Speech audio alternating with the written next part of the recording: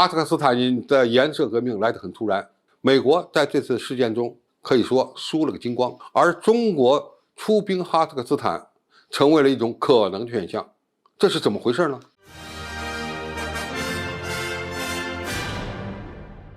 观众朋友、网友朋友，大家好，我是付前少。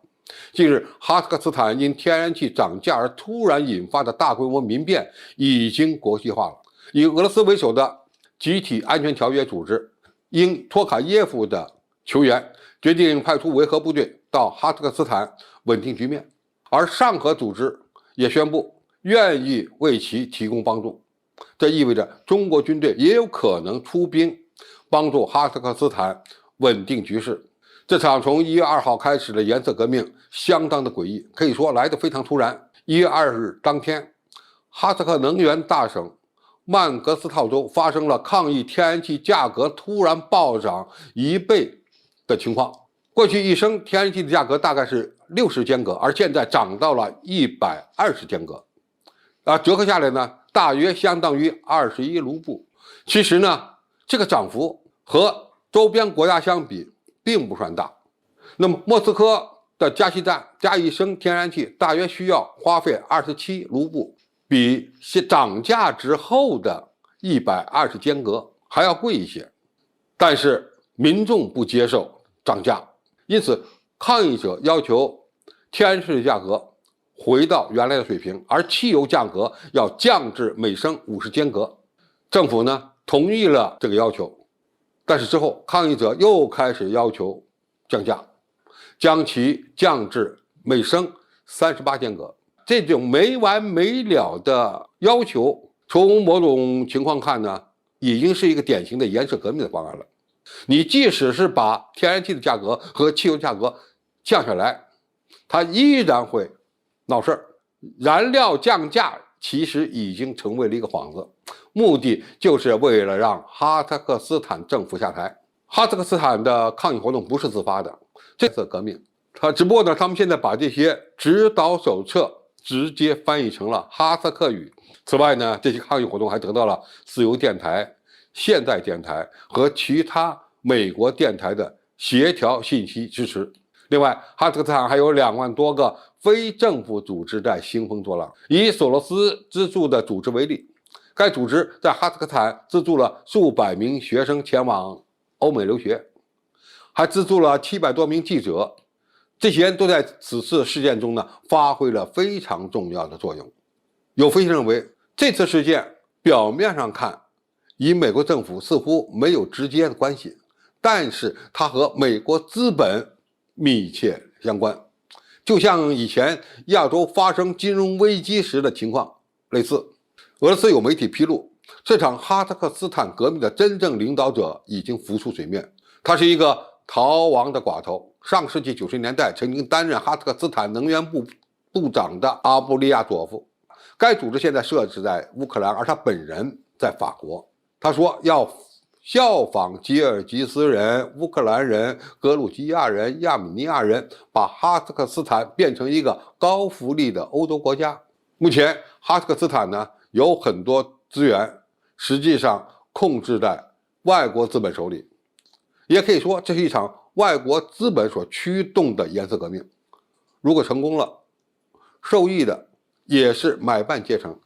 如果局势无法得到控制，那么中国家门口的这个邻国就有可能变成一个像乌克兰一样的混乱国家。还有一种猜测，那就是哈萨克斯坦存在着内斗。现任总统托卡耶夫被大多数人认为是一个短暂的过渡人物，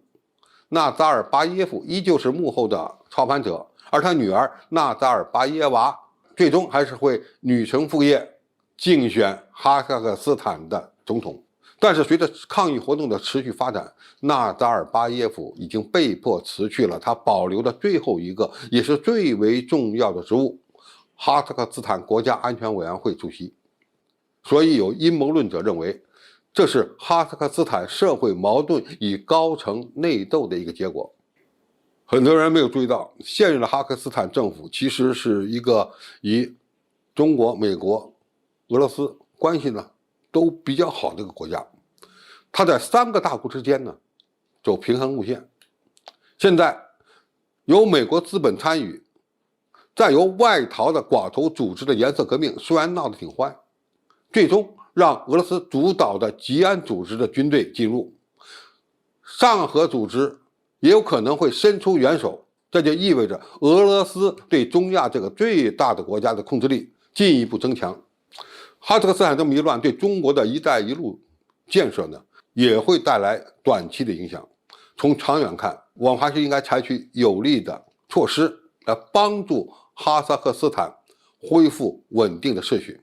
因为我们不愿意看到身边出现一个像乌克兰这么乱的国家。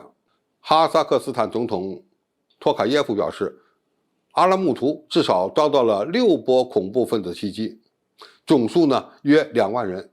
说这些恐怖分子受到了特别中心的训练、组织和指挥，其中有些人说的不是哈萨克语。他强调，我的基本观点是，不与恐怖分子谈判，我们必须杀死他们。是在塔什干的上海合作组织反恐机构对哈萨克斯坦的局势表示了严重关切。如果哈萨克斯坦的相关部门提出相应要求，那么上合组织的反恐机构准备提供必要的援助。而上合组织一旦出兵，中国的武装力量就有可能出国帮助邻国稳定其局面，而这将极大的提升上合组织的影响力，并冲击地缘战略格局。哈萨克斯坦的这场动乱可以说是一次没有准备好的颜色革命，西方国家特别是美国必然会趁机插一手，搅乱局势，就像他们过去在乌克兰、白俄罗斯、格鲁吉亚等一系列的前苏联国家中所干的一样。但是这一次事态的发展并没有像他们预测的那样，而是以俄罗斯为主的吉安组织迅速出兵稳定局势。他们打的旗号是什么呢？维和，以维持本地的和平稳定。而如果局势进一步恶化，那么有可能呢，上合组织的其他国家也会发挥更大的作用。那么不管是吉安组织还是上合组织出动力量，稳定了哈萨克斯坦的局势，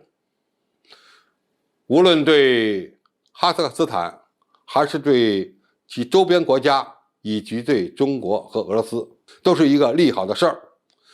如果哈萨克斯坦的局势能够平稳的解决，那么美国的战略利益将会遭到严重的损失。这正是很多爱好和平的人们是愿意看到的。好，今天的评述就到这里，谢谢大家收看，我们下期再见。